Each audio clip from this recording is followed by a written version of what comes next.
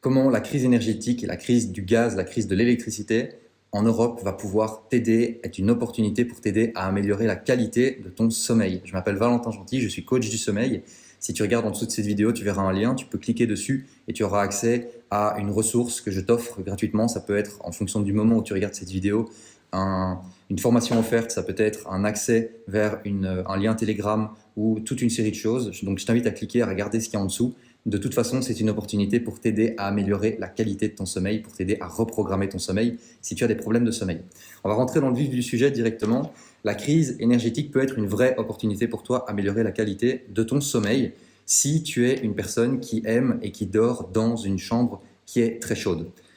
Donc, tu l'as sûrement vu dans les nouvelles en fonction du moment auquel auquel tu regardes cette vidéo. Donc ici, on est sur Google tout simplement et on voit qu'il y a beaucoup de choses sur la crise du gaz, sur la crise énergétique, avec l'augmentation qui est annoncée et qui a déjà eu lieu du prix de l'énergie, et ça risque de continuer.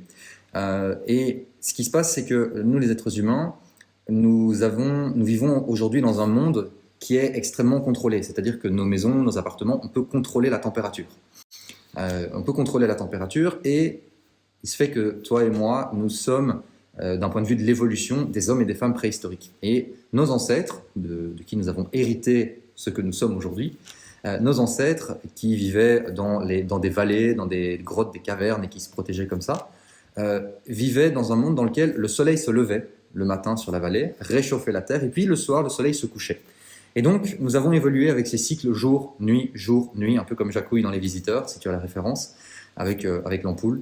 Et comme nous avons évolué avec ces cycles jour-nuit, eh bien, nous avons également évolué avec des cycles de température qui montent la journée, qui augmentent, et des températures qui baissent le soir. Or, aujourd'hui, nous vivons dans des environnements très contrôlés, je te l'ai dit, un appartement, une maison, et on a un radiateur, parfois on a une climatisation, et donc ça peut perturber, ça peut brouiller le signal du début de la nuit pour notre corps. Pourquoi ? Parce que quand le soleil se couchait sur la vallée, la température baissait, et donc nous avons évolué avec ce signal de baisse. Or, la crise énergétique qui arrive maintenant dans laquelle nous sommes, va nous empêcher, va nous rendre plus difficile le fait de chauffer nos habitations, et aussi la chambre dans laquelle nous dormons.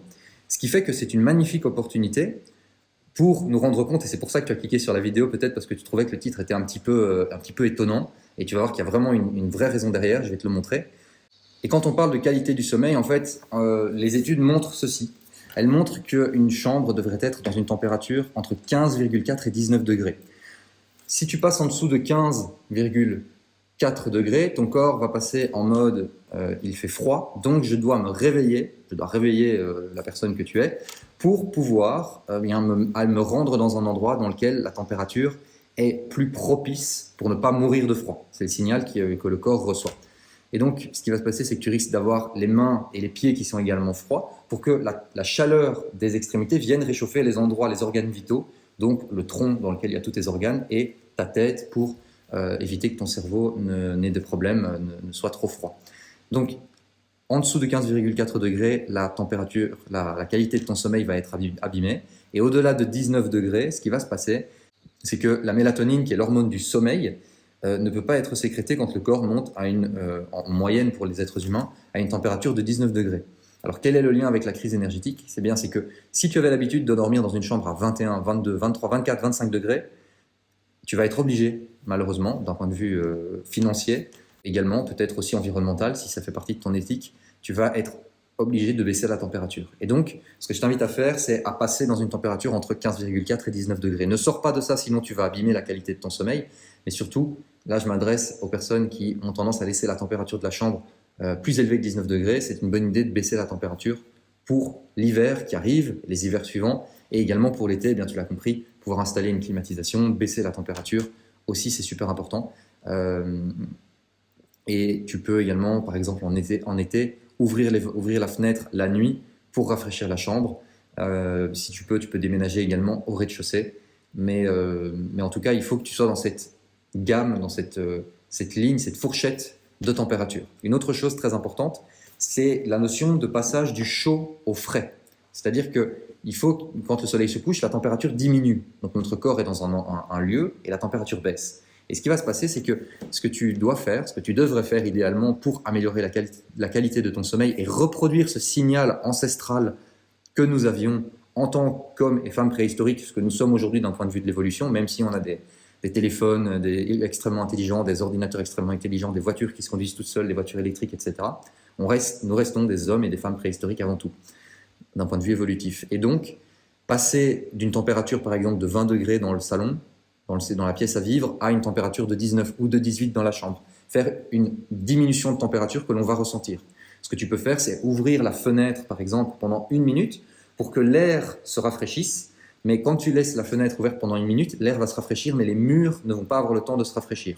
Donc tu ouvres la fenêtre dans ta chambre en allant dormir, tu l'ouvres 1 minute, ou tu l'ouvres le temps d'aller te brosser les dents pendant 3-4 minutes, tu reviens dans ta chambre et tu fermes la fenêtre. Et en fait, l'air va se réchauffer grâce à la chaleur qui est accumulée par les murs, mais donc tu ne vas pas perdre énormément d'énergie, mais par contre, tu vas avoir une baisse de température. Après, tu peux simplement, si l'hiver est un petit peu rigoureux, ne pas allumer le radiateur ou mettre le thermostat un petit peu moins fort pour être dans cette gamme de température.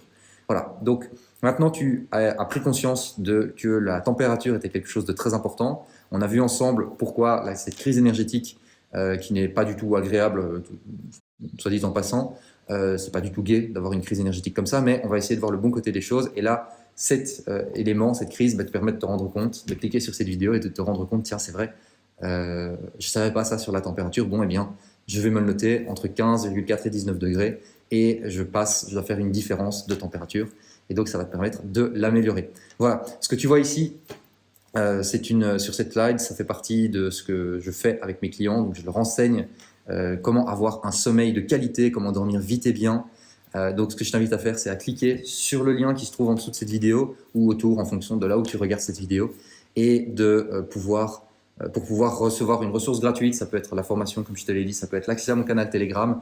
Tu peux également me suivre sur Instagram si tu le souhaites ou sur d'autres réseaux sociaux. C'est le premier lien qui se trouve en dessous de cette vidéo qui te donnera accès à d'autres ressources. Et je suis très heureux d'avoir fait cette vidéo pour t'aider à améliorer la qualité de ton sommeil. Je suis Valentin Gentil, le coach du sommeil, et je te dis à bientôt pour la prochaine vidéo.